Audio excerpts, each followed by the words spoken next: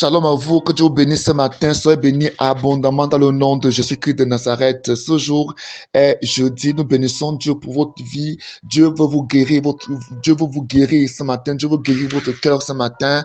Le Seigneur veut que ton cœur soit libéré, soit purifié, soit sanctifié, que ton cœur soit déchargé de toute fardeau, que ton cœur soit déchargé de toute forme de colère, de toute forme de rancune afin de te guérir. Dieu veut guérir ta vie, mais avant de te guérir, Dieu voudrait que les écueils, les blocages, n'est-ce pas, les blocages qui l'empêchent, lui, Dieu, d'agir dans ta vie, soient enlevés. Et l'un de ces blocages, c'est quoi? C'est la rancune, c'est le manque de pardon, c'est la colère, ce sont les jalousies, ce sont ces choses-là. Voilà pourquoi ce matin, le Seigneur te demande de pardonner, de lever les mains vers lui en signe d'abandon, en signe d'incapacité, en signe d'impuissance. Et lui dit, Seigneur, je veux bien pardonner, mais je n'ai pas la force. Donne-moi la force de pardonner à tel, à tel, à tel. Tu m'as donné la force de me lever ce matin. Oui, si Dieu t'a accordé la grâce ce matin de te lever, ce n'est pas pour rien, c'est un miracle. Oui, je connais des gens qui sont bloqués à cause de leur rancune, à cause de la colère. Est-ce que vous savez que lorsque vous faites du tort à quelqu'un, le fait que cette personne-là ait dans son cœur de la colère contre vous, cela bloque votre vie?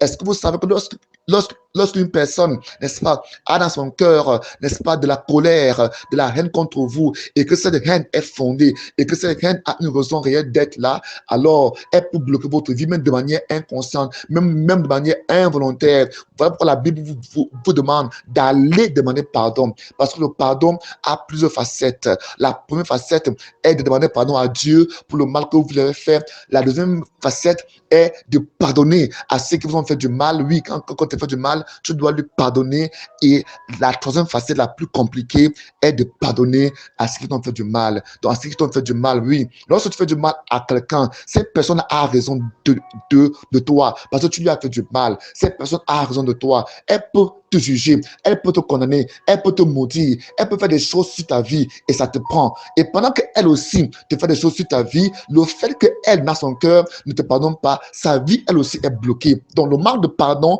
n'est pas bien, ni pour toi, ni pour celui à qui tu as fait du mal. Le manque de pardon n'est pas bien, ni pour toi, ni même pour celui contre qui tu t'es levé. Donc, le pardon, n'est-ce pas, est cette grâce, est cette porte, est cette clé que tu donnes à chaque être humain afin de s'épanouir, afin, n'est-ce pas, de guérir, afin d'être restauré. Il y a plusieurs familles ici, comme ça, sur la terre, qui sont divisées à cause de la haine, à cause des problèmes, à cause, n'est-ce pas, de la rivalité, à cause de la jalousie, à cause, n'est-ce pas, de la guerre, des guerres, à cause, n'est-ce pas, de la méchanceté. Il faudrait que nous puissions faire la différence en tant qu'enfants de Dieu dans ces familles et pardonner à ceux qui nous offensent, et pardonner à... La Bible dit même de prier pour nos ennemis, de prier pour ceux qui nous font du mal. Oui, ta prière, ton comportement ne va pas complètement les changer, mais toi, tu seras en paix. Quand tu pries pour eux, tu te maintiens dans la présence de Dieu.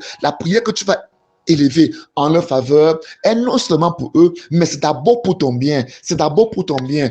Il faut comprendre, je veux que tu comprennes que le pardon te délivre des prisons. Nous avons lu hier dans Matthieu 18, lorsque Jésus-Christ parlait à Jésus, à Pierre, de la nécessité de pardonner à ses frères. Il va lui donner une parabole d'un roi, d'un grand roi qui avait remis la dette à un de ses serviteurs qui lui devait 60 millions de pièces. Et quand celui-ci a eu, n'est-ce pas, le pardon, la rémission de cette dette-là, il est allé chez lui et en chemin, il a rencontré son collègue qui lui devait, lui, 100 pièces d'argent et il le serra au cou. Il lui dit, tu me rembourses mon argent maintenant. Bien que cela le supplia, il n'entendit point, il le remit au bourreau. Quand le roi a appris ça, il lui a rappelé. Bien qu'il lui avait déjà pardonné, il lui a dit, tu t'es fait du bien, mais toi, tu devais faire la même chose à ceux qui t'offensent. Et comme tu n'as pas pardonné, moi aussi, je vais agir de même. Il ordonna qu'on l'arrête, que le bourreau l'arrête et qu'on enferme lui, sa femme et ses enfants jusqu'à ce qu'il ait remboursé toutes choses, toutes ces 60 millions. Alors ce matin, la Bible dit que c'est ce qui arrivera à tous ceux-là qui ne pardonneront pas de tout leur cœur. Et il dit, lorsque tu viens devant Dieu demander, prier, demander quoi que ce soit là, apporter ton offrande auprès du Père et que tu te souviennes, que tu as quelque chose contre quelqu'un, tu te souviennes que ton frère a quelque chose contre toi, va réconcilier-toi avec lui. Pardonne afin que ta prière ne soit pas vaine, afin que ta prière ne soit pas vaine. Comprenons définitivement ce matin que le manque de pardon est un blocage à une vie. Le manque de pardon est un blocage à ta vie.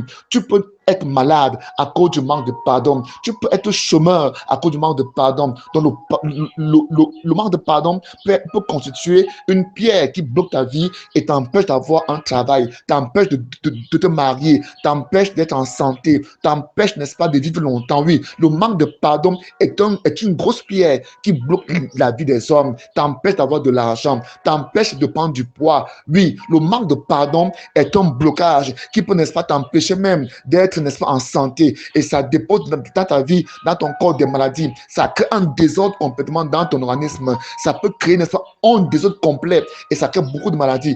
Voilà pourquoi plusieurs sont malades, on prie, ils ne sont pas guéris. Plusieurs sont malades, ils vont de médecin à médecin sans avoir un traitement approprié. Parce que tout le traitement qu'on leur donne, ça ne produit rien, ça ne produit aucun effet parce que le problème est psychique, le problème est spirituel. Alors ce matin, tu dois pardonner. Les gens qui doivent le plus pardonner sont les gens qui ont beaucoup plus fait du bien aux gens et qui ont été déçus. Les gens qui doivent le plus pardonner sont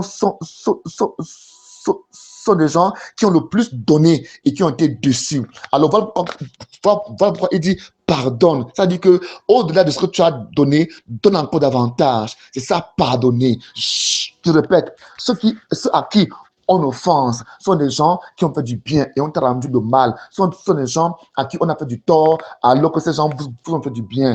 Alors ces gens qui vous ont fait du bien et à qui vous avez fait du tort, n'est-ce pas, doivent pardonner. Et vous, à qui, n'est-ce pas, le tort, à vous qui avez fait du tort, vous devez apprendre à aller vers eux et demander pardon. Donc le pardon est mutuel. Dans nos relations humaines, nous devons constamment nous demander pardon. Nous devons mutuellement demander pardon, même pour les bonnes choses, afin de faciliter la fluidité des relations entre êtres humains, surtout en famille, surtout dans l'église, en société. Nous devons accepter, pardonner nos frères, pardonner nos sœurs, pour que nous puissions être bénis, pour que nous puissions avancer. Il faut comprendre qu'ici, dans l'histoire d'hier, la Bible, que dans sa colère, le maître livra au bourreau, le maître le livra au bourreau. Et j'ai dit ici que les bourreaux, c'est l'image de quoi? Le bourreau, c'est l'image des hommes méchants. Le bourreau, c'est l'image des démons. Le bourreau, c'est l'image des esprits sataniques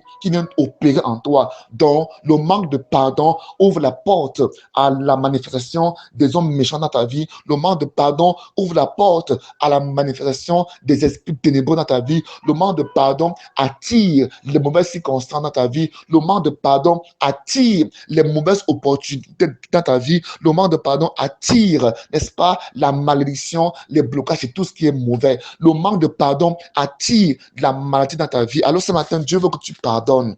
Tu pardonnes. Oui, tu leur avais donné. Dieu te dit de donner encore en surcroît. Quand tu le fais, Dieu va aussi te pardonner. Dieu va aussi te donner davantage.